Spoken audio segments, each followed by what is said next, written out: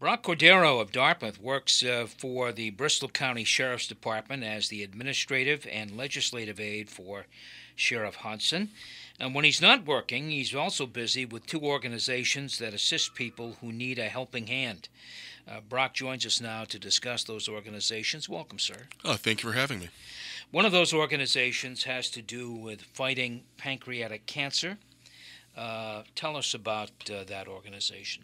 Overview, if you would. Sure. I'm a volunteer with the Pancreatic Cancer Action Network, specifically its Boston affiliate, and we are a voice for those who are fighting the third most lethal form of cancer in the United States. I've been a volunteer with them since shortly after my father passed away of pancreatic cancer on March 30th, 2014. All right. Although I'm not sure if there's any immediate fundraisers coming up, there's always ways to help these organizations. But what have you done? What role have you played as a volunteer? Well, I've done everything from participate in fundraisers, especially our annual Purple Stride charity walk. It's usually around the Boston Common. I organized a Purple Party for Pancreatic Cancer actually down here in Mattapoisett last year. It was kind of a musical act. Some friends of mine who performed with me at King Richard's Fair put on over at the Knights of Columbus Hall, so we've raised money that way. And I've gone to Washington, D.C. for our annual lobby day with about 60 or so of our fellow Boston advocates, several hundred, about 600 from across the country. So we're very busy at the local, state, and federal level advocating for patients and families with pancreatic cancer. Now, I think there's probably a misconception, but there is a conception out there that pancreatic cancer, once you hear that phrase come out of the doctor's mouth, you're probably not going to make it. Well, is that a misconception? There is truth to it, but it is an increasing misconception. It does have the lowest survival rate of any major cancer. I believe it's approximately 9% at the moment. One of PanCan's goals is to double that by 2020. We've been making progress. When my father died, it was 5%. So we are increasing in the right direction. We have become the third most lethal form of cancer, surpassing breast cancer, and not far behind colorectal cancer and lung cancer. So it's definitely a difficult disease. It's one of the toughest forms of cancer, but we are far too slowly, but we are moving in the right direction. Yeah, and early detection, as with most cancers, early detection is the key, I'm sure. It is key, but it's also one of the major problems because of where the pancreas is located in the body. It's very hard to detect. You don't feel a lump. Often, by the time you experience the major symptoms, you're fairly advanced, and that's one of the reasons for its high lethality rate. But absolutely, the earlier we can detect it. I have friends who are involved in PanCan who are my age, who are 5+ year survivors, and so the earlier you can detect it, the absolute better we are, yes. Okay, and if people want to help, if people want to get involved with this organization, what can they do? Certainly look us up on Facebook on the web. Pancan.org is the national website. You can be referred to the Boston affiliate. We have monthly meetings where we plan our fundraisers like Purple Stride and other key events. We have a memorial remembrance service event up usually at the Parkman Bandstand at the Boston Common called Purple Light. But there's many ways to get involved. If anyone, I'm not hard to find on Facebook and social media, reach out to me. I will gladly connect you. But PanCan is perhaps the largest pancreatic cancer advocacy organization in the country, and especially with if you have pancreatic cancer, if you know someone who does, I want to stress the patient services. They will connect you with support services. They will connect you with clinical trials, and it's imperative that people, whenever they learn of the disease, seek out those resources. And they have a Facebook page? Absolutely. Sure. Pancreatic Cancer Action Network, pancan.org. Best places they're very active on social media, so feel free to search them out on Facebook, Twitter, etc.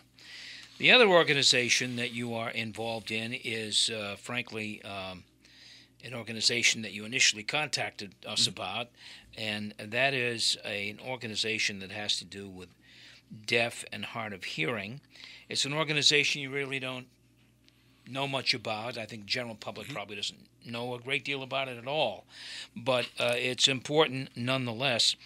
It's the Massachusetts Special Advisory Commission on the Deaf and Hard of Hearing, which I know is sponsoring some events and also looking for some members. This is a statewide organization. Yes, this is a state agency basically appointed by the governor. And it's the Statewide Advisory Council for the Massachusetts Commission for the Deaf and Hard of Hearing. We do have Deaf and Hard of Hearing Constituents Day coming up on March 8th, 10 to noon at the State House, specifically the Great Hall. It's going to be an opportunity for the deaf and hard of hearing community with the Statewide Advisory Council members, legislators, and other officials to network together and advance those issues for the deaf and hard of hearing community. We're going to talk about some of those issues in just a moment, but in many cases with special commissions, maybe this is a characterization that is not true in most cases, but you know, I mean, lots of governors appoint lots of special commissions. Agreed. And you know, they're approached by people who have a cause, and the next thing you know, there's a special commission. But you wonder whatever really happens. Do you ever really have the governor's attention after that? No, absolutely. This is the Advisory Council for the Mass Commission for the Deaf and Hard of Hearing, which itself was established in 1986 as part of the Mass General Law. This isn't so much an advocacy group as many great organizations are out there. This is a government body to be the eyes, the ears, to represent and be the voice of the deaf and hard of hearing community, to advise the Commissioner Heidi Reed. And so we are very much heard by the governor and the executive office and our legislators.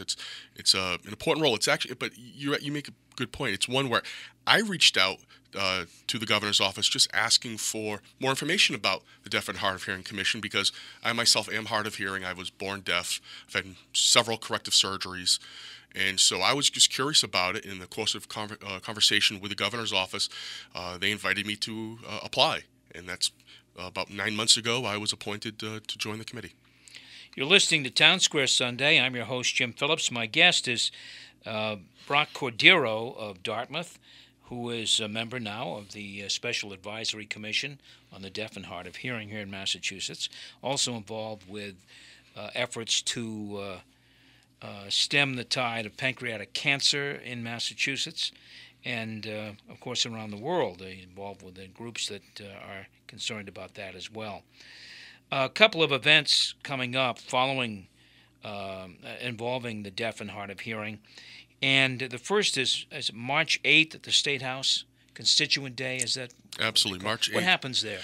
That is where we're going to have a presentation, speaking portion, awards program, recognizing members from the deaf and hard of hearing community for their endeavors over the past year. But primarily, it's an opportunity to meet with your legislators. We're hoping that those will attend. Sure, they'll come for the speaking program. They'll stay for speaking with their state representatives, state senators about those issues that are important to them. And there are a myriad of bills before the state legislature right now. And so, it's our annual opportunity to get everyone at the State House focused on our issues from our community. Okay, so let's talk about some of the issues, and let's touch on a few here. Sure.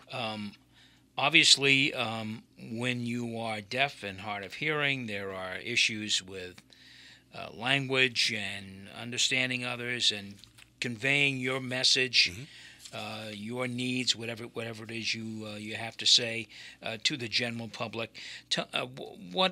What are some of the things that are being dealt with in legislation, or that you feel, your commission feels, should be addressed? Well, we actually have a commission meeting tonight, and one of the issues on the agenda will be effective communication between the deaf and hard of hearing community and law enforcement. This is something that I personally feel is extremely important. How do you effectively communicate with someone who perhaps doesn't understand you're even speaking to them? Some people say, well, write it down. But not everyone is.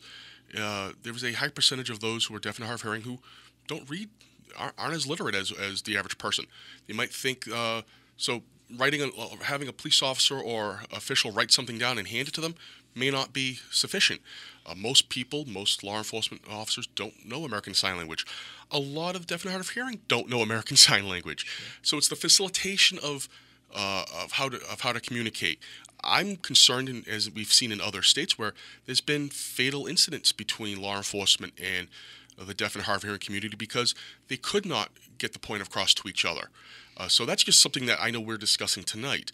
But the simple providing of effective communication in whatever form it is, whether it's American Sign Language interpretation, whether it's instant translation services, and how we can bring those to, for example, your average government setting, with the financial costs that are involved with these services, and how to have enough interpreters, have them available at a hospital, for example, at St. Luke's. I know there's been developments bringing in more effective communication to our community at the local hospital level. So these sort of things are crucially important, and there's and often we think of the communities, those communities that, the old saying, the squeaky wheel gets the grease, and that's why we have our constituents day to be heard on March 8th by those elected officials who can implement the legislation to cover the needs of those who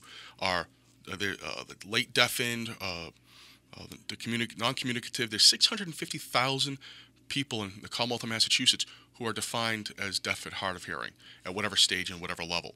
I'm fortunate. I don't need hearing aids. I don't have a cochlear implant. I'll admit, when I go to our meetings, the instant translation services are very helpful to me. I do watch television often with the closed captioning on. I've been hard of hearing since approximately the age of 4 or 5. I remember when I was sitting in front of the television screen and those blue and white Smurfs looked like a rainbow of pixels because I couldn't hear the screen. And so whether it's legislation, whether it's advocacy, just connecting individuals to those who need services and don't know they exist or where to find them. That's where our state agency partners with other nonprofits and helps to connect those services. Just like many nonprofits, the commission is always looking for new members. People serve their term and then they leave for whatever reason. Absolutely. Some may be reappointed. That's the way it goes with state commissions, local boards of directors. It happens all the time. But you are looking for new members. Are there qualifications for that kind of job? Absolutely. Basically, we meet 8 times a year. We can have a minimum of 12 members, a maximum of 20, but it's those who are self-identified as members of the deaf and hard of hearing community, late deafened, deaf or hard of hearing. It's a lengthy application process, but the main qualification is: are you deaf and hard of hearing, and do you want to make an impact on the community? And we are really looking to get more representation, both geographically, culturally. Those who are ASL speakers, those who are members of minority communities, those who live in this region. I am probably the only member in all of southeastern Massachusetts. And when I say southeast, I'm talking south, not just South Coast, but South Shore, Cape and Islands, etc.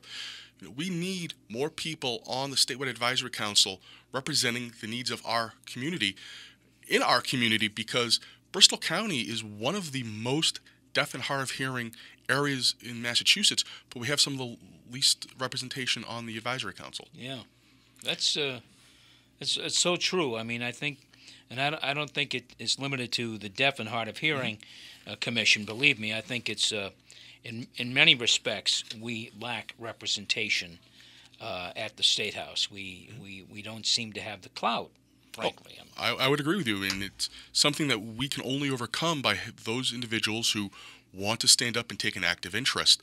And now's the opportunity. We are actively looking for new members, but new members, again, from our area with unique circumstances, those who can represent the community, because there are 650,000 deaf and hard of hearing in Massachusetts. I believe, is 1 in 8 individuals is deaf and hard of hearing, and an important demographic is the senior citizen population. 60% who are deaf and hard of hearing are age 65 or older. I'm 39. I've been hard of hearing since the age of 4.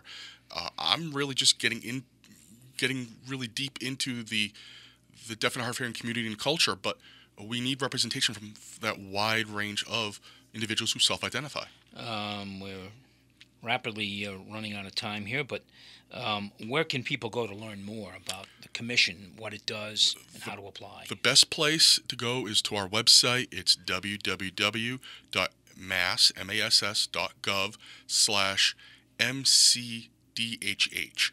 And similarly, there's a Facebook page and a Twitter account. You can find us, and we will we will connect you with the appropriate services that we can provide for you as the Commonwealth of Massachusetts.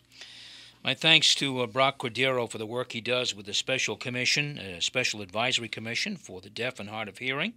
Obviously passionate about it, and also with the fight against pancreatic cancer. The name of that organization again? It's the Pancreatic Cancer Action Network, our Boston affiliate, PanCan. Very good. Thanks again, Brock. Well, thank you very much. That's our program for this week. Thanks for tuning in. My thanks to WBSM Production Director Jason Kent for getting this program on the air, and thanks as well to our digital editor Casey Sylvia for posting these segments each week on WBSM.com. Please join us again next Sunday at 6 for Townsquare Sunday. Until then, have a wonderful week and a great Sunday.